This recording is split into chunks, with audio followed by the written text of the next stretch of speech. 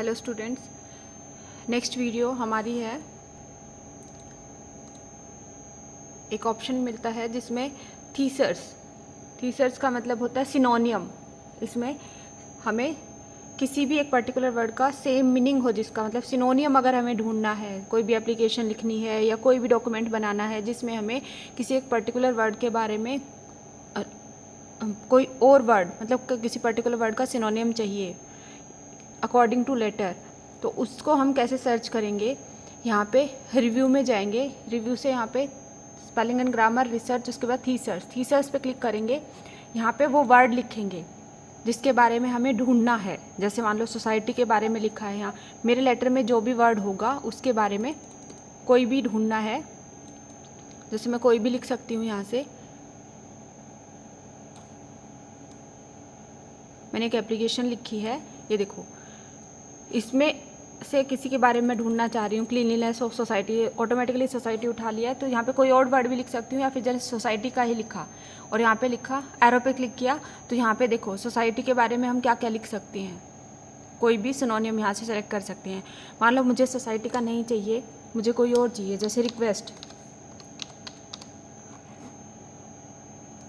तो इसके सिनोनियम यहाँ से जैसे अपील है, डिमांड है, एप्लीकेशन है, वो भी तुम यहाँ पे लिख सकते हो। जैसे request for cleanliness of society, तो यहाँ पे लिख सकती हूँ मैं demand for cleanliness of society. तो लेकिन एप्लीकेशन में रिक्वेस्ट ज़्यादा अच्छा लगता है, या फिर अपील, मतलब मैं अपील कर रही हूँ, प्रार्थना कर रही हूँ, तो यहाँ पर फिर रिक्वेस्ट की जगह मैं अपील लिख सकती हूँ। तो इस तरीके से आप सिनोनियम यहाँ से सर्च कर सकते हैं थीसर्स में जाके। तो ये तो एक ऑप्शन रहा। इसके अलावा एक दो ऑप्शन जो कि जैसे व्यू में जाओगे तब आप व्यू में मैंने आपको व्यूज़ बता दिए थे। इसके अलावा देखो न्यू विंडो ओपन करते हैं, तो एक नई विंडो ओपन होगी जिसमें मेरे इस डॉक्यूमेंट का व्यू होगा। जैसे न्यू विंडो पे मैंने क्लिक किया, तो देखो ऊपर यहाँ पे कुसुम नाम से ही फाइल थी, उसका दूसरी विंडो खुल गई। इसमें कलर्स नहीं शो होते, ये देखो, ये मेरा पूरा डॉक्यूमेंट यहाँ पे खुल गया है, जो काम मैंने कर रखा है। तो सेम मेरा पूरा डॉक्यूमेंट एक नई विंडो में खुल जाएगा। इसके अलावा अगर मैंने दो फाइल खोल रखी हैं, मैं दूसरी फाइल और खोल लेती हूँ साइड बाय साइड। ये कोई और फाइल है, ये मैंने खोल ली, तो ये दोनों फाइलें यहाँ पे खुली हुई हैं। इनको मैं अरेंज करूँ, अगर अरेंज ऑल, तो देखो ये दोनों अरेंज हो गई ऊपर नीचे।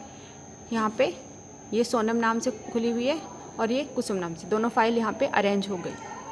तो इसमें से एक को हम बंद भी कर सकते हैं या फिर यहीं से काम कर सकते हैं।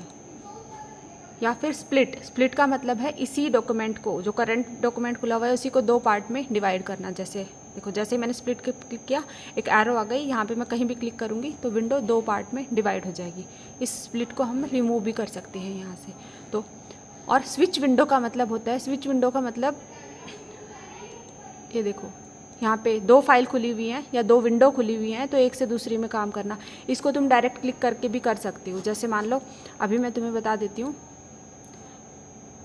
दूसरी फाइल मैंने कोई खोली, ये दूसरी फाइल है, मैं दोनों को अरेंज करके दिखा देती हूँ। अरेंज ऑल, ये देखो ये दोनों अरेंज हो गई। इस पर क्लिक करोगे तो ये एक्टिव होगी, इस पर क्लिक करोगे तो ये एक्टिव होगी। जिसमें तुम काम कर रहे थे वो वाली एक्टिव हो जाएगी।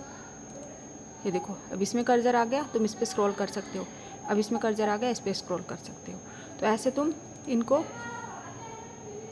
स्विच विंडो जिस पे भी काम करने हैं उस पे तुम काम कर सकते हो डायरेक्ट। ये कब यूज़ होता है, जब हम दोनों डॉक्यूमेंट्स को साइड बाय साइड या अरेंज करना चाहें, हम side by side, view side by side, देखो ऐसे दोनों विंडोज़ को हम देखना चाहते हैं, दोनों फाइलों को हम साइड बाय साइड देखना चाहते हैं, तब हम यूज़ कर सकते हैं इस ऑप्शन को।